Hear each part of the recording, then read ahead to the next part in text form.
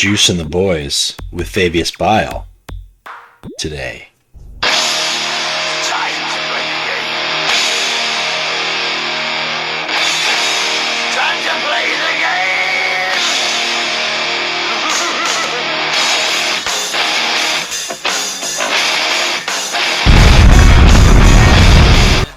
Hey, what up everybody, Scuff D here, and once again we are going to do ourselves a deck list video for Fabius Bile of the Emperor's Children. Before we do that, really quick, I've taken a couple polls on the YouTube page. I've heard the responses.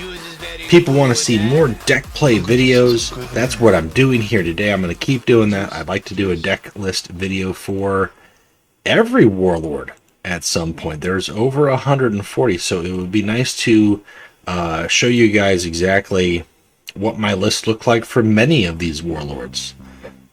I'm trying to do ones that you don't see too often anymore, or that are easily accessible.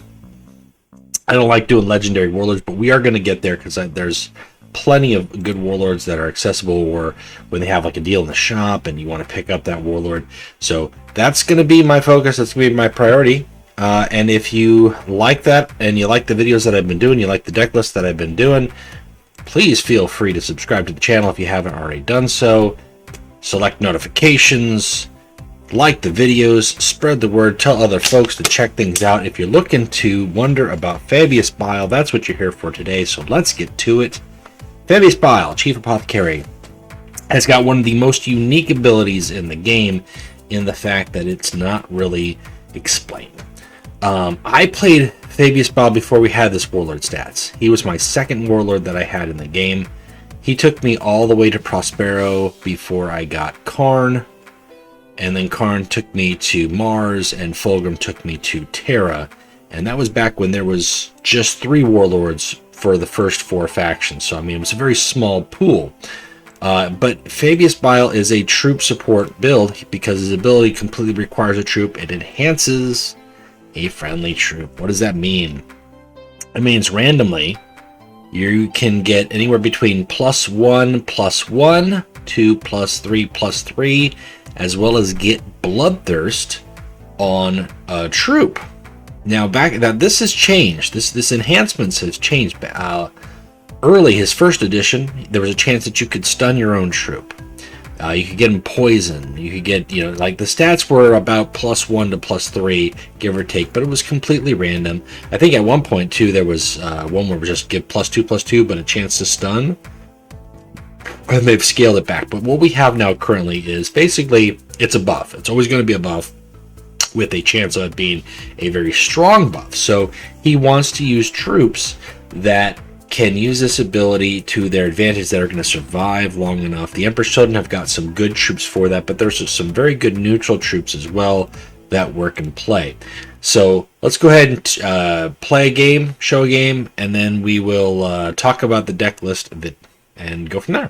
So a lot of the Fabius decks run some similar cards, and there's some deviation here, but Nisor Scouts, Ecratres, these units that have got stealth, or maybe they've got precognition or duplicitous, they're very handy. They're very handy, especially if you can get a tactical brilliance and first turn drop one of them and then buff it. Commence to the buffing, right? This one here, I just got a +1/+1. Nothing fantastic. It's your basic buff. But it's something. It's better than nothing. Fabius really likes to take his time. He's going to take his time buffing what he can. He's not going to get ward. He's not going to get survivor. He's not going to get precognition, so he can't put those on the troops, but he can get bloodthirst, and typically the best case scenario is you're holding out for a bloodthirst on these troops, especially if they've got sneak attack built in. Timberland Bikes is another troop that's got sneak attack built in, if you can manage to stick it. When you're playing against an opponent who has multiple troops, it's less effective to put down troops that are just going to get buffed and then killed. So you really want to bide your time and kind of pick the moment to strike, the best moment to strike if possible. Like, what point is too much damage? Too much. If your opponent's only got one unit on the board, and you've got a relatively safe unit that can't be Melgatored, maybe that's worth considering, right? Maybe that's worth considering. And maybe you've got the way to follow it up with another Tactical Brilliance and play a second troop or play an Unbreakable Focus. In this instance here, he requires him to spend his whole energy just to remove that with his hard removal. He doesn't even attack my troop, which really lets me use my ability. I could have used the ability here on the 5/4 and gone into his face, but now that I've got a sneak attack unit on the board and I've got that escape vent, I'm really just giving him the choice to run right into a 5/5 with a bike. And the bike, if he can't destroy it, can sneak attack him for 5 again. If he does destroy it, I still have this guy hidden for 5, plus, depending on whatever I buff it with the Chaplain or with Fabius's ability. When you get to those late games and you get a Bloodthirst on a troop that has 5 or 6 attack, that's basically 10 to 12 damage that you're doing out the gate. And very quickly, you can, come back from what your opponent was dishing out, more than anything. And that's a lot of damage that he's taken. And then you still have your standard Emperor's Children card pool to kind of fall back on. Maybe Pride of the Emperor. Maybe you've got the Eidichin Squad. In this instance here, we're going to counter this big old board with a nice buffed Beyond Melgator Reach. As a single buff from Fabius will put him beyond Melgator. He's already used 1 hard removal. So he blows his entire Vengeful Spirit strictly on that. And I could do it again. It's not going to hurt me. He's blown all his troops. He's got a board of, I think he's going for a Furious Assault here. So it's okay, I'll do it again. Do you have another Vengeful Spirit? Oh, you don't? Okay, well then, good luck. He could spend all his guys, but it's going to whittle up down, and things are going to get random, and at this point, I think he got sad. He got sad. But this is what, to be fair, this is what Cacophony does, is it buys the time, and Fabius Bile likes buying time. It's a good troop to play, not just at 6 energy, but for Fabius, especially on 8 energy, because he can use his ability to move it beyond Melgator range. But here's what the deck looks like. And again, this isn't a cookie cutter deck. I think you're going to see some variation of various degrees across the board with people who play Fabius Bile. But if you want to play Fabius Bile, these are things that you want to keep in mind. I've got Escape Vent in here to give stealth to my infantry and Astartes. It's important to note that it's infantry and Astartes, so it's not going to re-stealth my Rotau. It's not going to re-stealth or stealth at all my Timberland bikes or my my Mycela spikes, right? You'll note that because I've got the Escape Vent in here, I don't have Agnomen. Now, Agnomen can go in there and you can scrap Escape Vent. That's not required. But I like having that because what I like being able to do is buff Anisr Scouts. Use the Anisr Scout to attack and then Escape Vent him back into stealth so that he can't be hard removed. Now that doesn't protect him from random hard removal targets like Winnow the Weak or a board-wide removal like Conqueror or anything like that. But you've got a couple troops here that are your 2-drops. Right? This is hard to get rid of. If you go first and you drop a 3/3, if your opponent doesn't have a counterattack that assists them in getting that 3 attack, it's very likely that Severin Squad is going to stick. You can't use Severin Squad with Tactical Brilliance turn 1, however, because you won't get that perfection. So just don't. Use that Tactical Brilliance for other plays. But Tactical Brilliance Anisr Scouts turn 1, use your ability, buff your Anisr Scouts, and the timer starts. Ekra is another stealth target. Jubok is just there for annoyance purposes.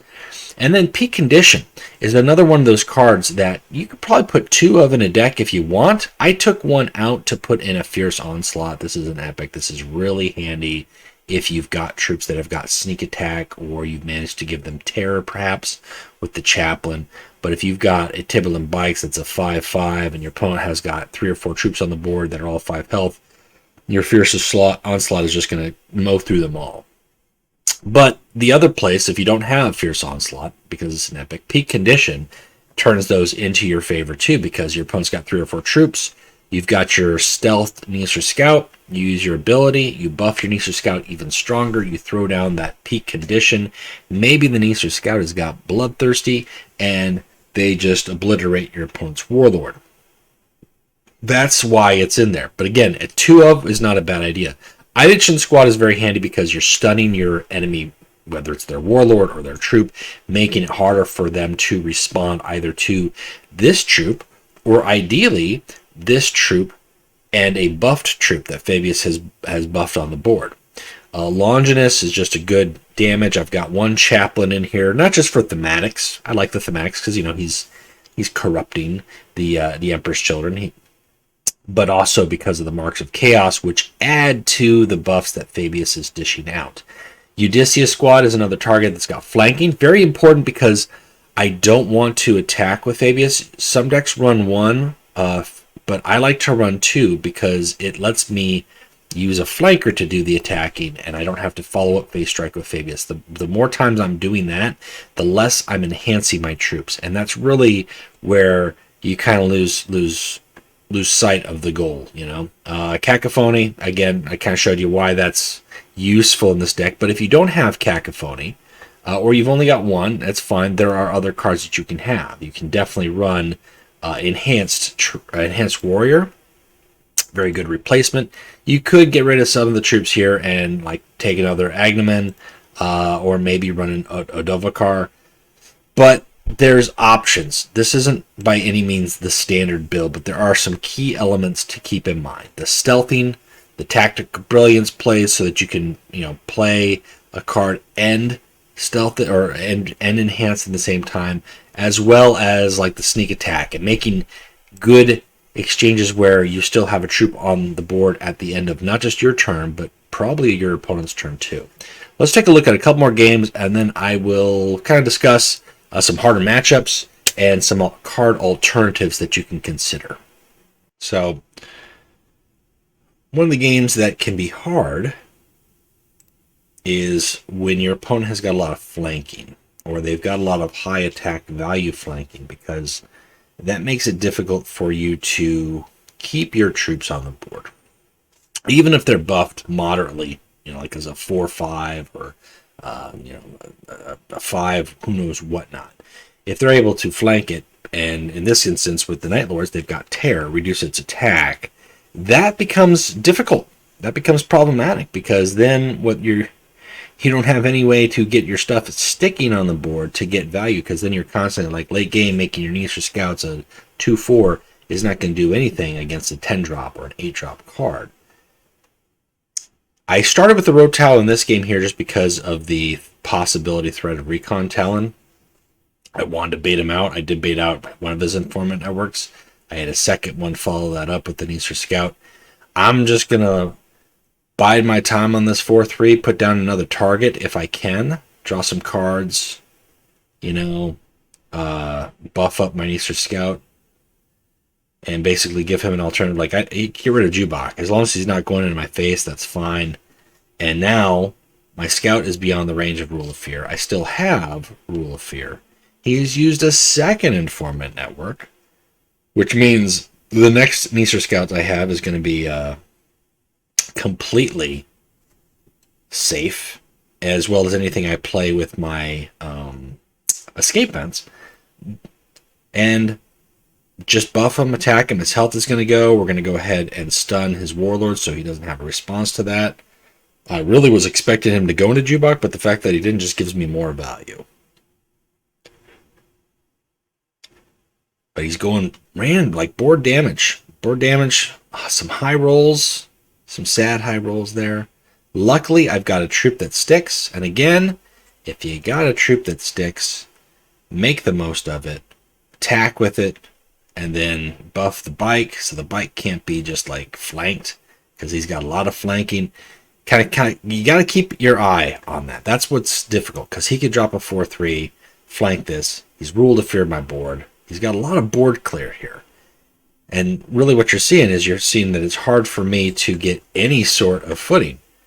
He doesn't know that I stole his Rule of Fear, so I think he was holding on to this Recon Talon for quite a while, but because I started the game with that stealth hate, he didn't drop it down. And now I can go ahead and play that, buff it, make it harder. Okay, you jammed it. It's still a 3/3.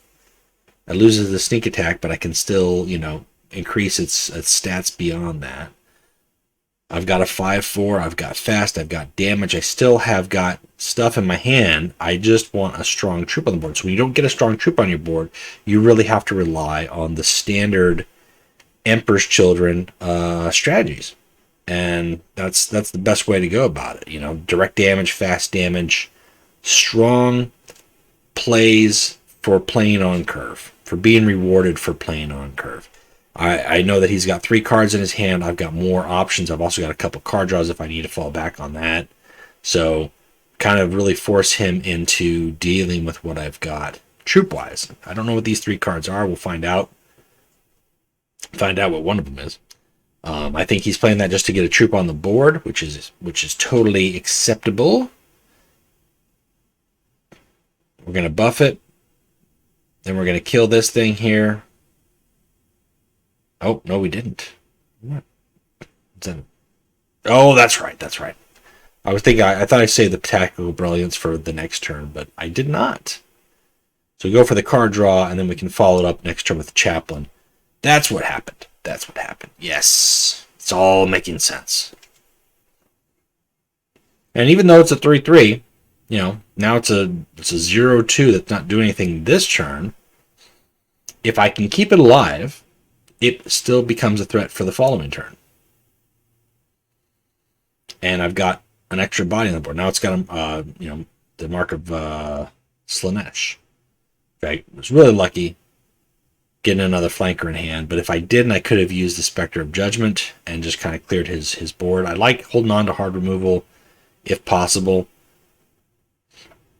I could throw out Ecratrez for some extra heat.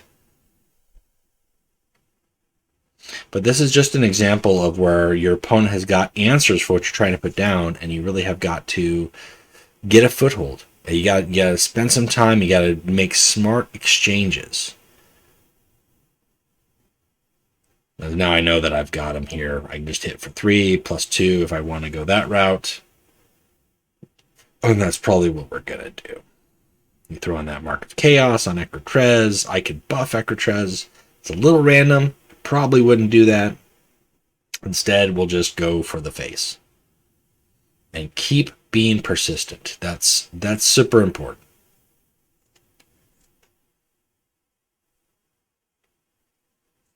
I think the hardest matchups really are decks that are super, I wouldn't say super aggressive. I would say the hardest matchups are the ones that can exchange well with your troops to the best of their ability. If you've got an opponent who is either through tactic or troop ability is able to consistently remove your threats, even if you've got one troop on the board that has got 1 health, 2 health, 4 health, if your opponent's smart enough when they're facing you as Fabius Bile, if they're able to remove your items from getting buffed any further or giving you targets to buff and go into, then they'll make the game hard for you. And that's exactly what they should be doing. They shouldn't be making the game easy. I want to make that clear. They shouldn't be making the game easy for you.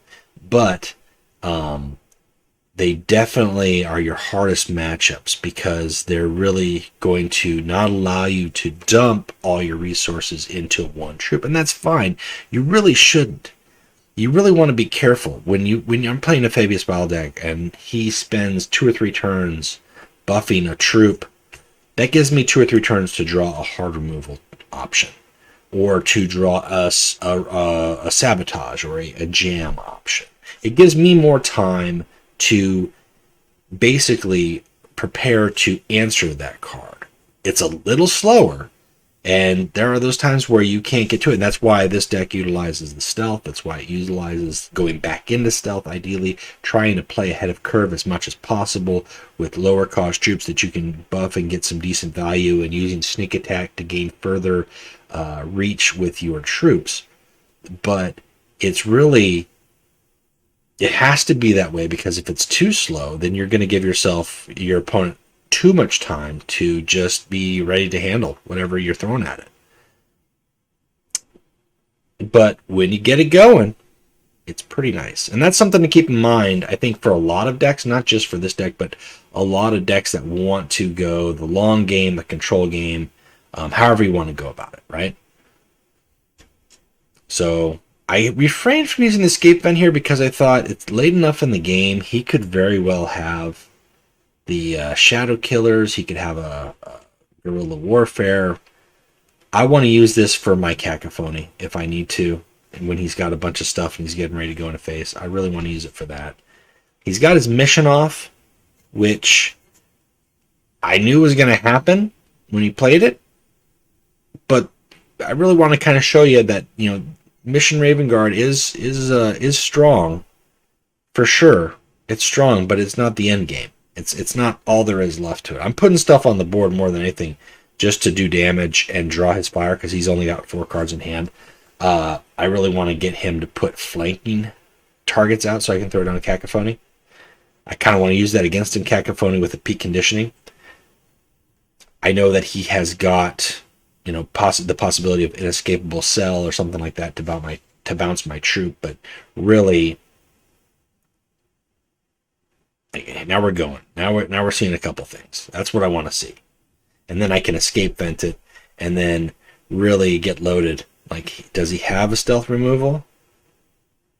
I don't know. I hope you do. Hope you do. Because if you don't, this thing's going to hit for some stuff. I'm going to take some sentence pings, but it's going to hit for quite a bit. And he puts down more troops, which is just fueling this card here, which is great.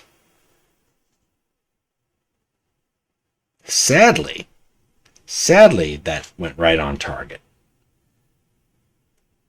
When you have cacophony, this is just outside of the strategy for the deck, but as a whole for the Emperor's Children, when you have cacophony, you do want to keep in mind, like, if you have more troops than your opponent, the odds are that they're going to go into your troops versus your opponent's troops. But sometimes you want to put a couple extra bodies down to increase the likelihood that they will not go into your warlord or, you know, your other troops. That bought me a turn, but that's all I needed. That's all I needed was the turn. Like, he spent all his resources to get rid of that one threat. I already had the answer at hand. Like, that last turn was really what won me the game, and the fact that he didn't play Deliverance. If he played Deliverance, it would have been a different story, but he did not. He opted to get rid of that big, nasty threat, and I can't blame him. So, as far as alternatives for the deck, some alternative card selection that you could consider. You could consider a Retheron Platoon instead of the Severance Squad, just to help you with card drawing.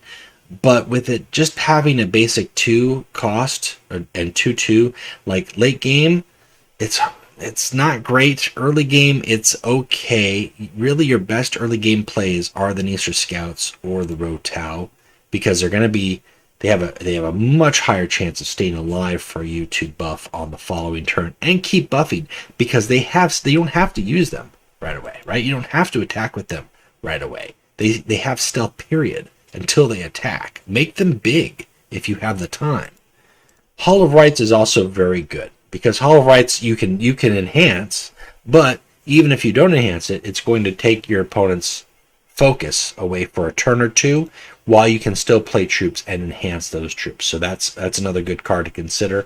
I talked about a peak condition, maybe having 2 of those in the deck. That's not a bad card to consider. I don't mind Odovacar as a frontline option. It's a choice. Chaplain is completely optional.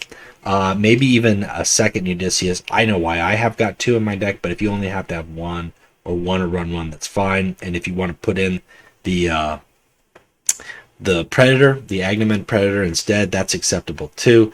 You could, if you don't have Cacophony, then definitely consider, like, you don't want too many 6-drops. Like, I've got 3, because the more high cost cards you have, the less that you can play a troop and enhance. And instead, you're just playing a big troop, and that's it. You're not gaining much value out of it. You don't need Rillinor, you don't need, the Terminators. You don't really need Eidolon. I left him out of there because he's just too, by the time playing, like, all I'm getting is a stun versus I've already got threats on the board. I should already have threats on the board. You could consider some cultists, especially some of these new guys, right? The new cultists, like this deck here was just last week before we had all the fun cultist cards. The cultists that start in stealth. I don't have that tactic, do I? I don't have that tactic yet, that rare one. Let's get into that. Like, these are new cards to consider, right? Like, out the gate, like, start the game with this in your hand. Clandestine Cult. Cultists in your hand gain stealth into your next turn, like, and then just play Fabius Bile with cultists. And then throw down a Horus cultist that's got stealth. You're going to get that Taint of Chaos, plus you're going to buff it. Or maybe you throw down the Cygnus Fanatic and buff it, which is already going to get a buff and heal completely. Or maybe you throw down, a little bit more of the higher cost cultist later in the game, where you've got, not the bodyguard, where are they at? The Insurgent Leader. This guy here who's putting in play cultists. Like, these are bigger, higher cost guys. Or the Dark Retinue for a 4 cost, very easy to do. 4 energy, tactical brilliance, play it at 2, use your ability to enhance it. Now it's enhanced and it gets attack and heals 2 for playing more chaos infantry that don't even have to be cultist. Like, Cultist Bile might not be a bad way to go, and then you are able to get Blessing of the 4 and enhance your troops even further with Marks of Chaos. Or you go the mission route if you're lucky and get the mission. I mean, I'm just homebrewing an entire other deck altogether, but there's a lot of infantry alternatives there with the Chaos side because of that new card that gives your cultist stealth for a turn. But on the Imperial side, Malkiel's got he's got Duplicitous, so he's a semi-safe option.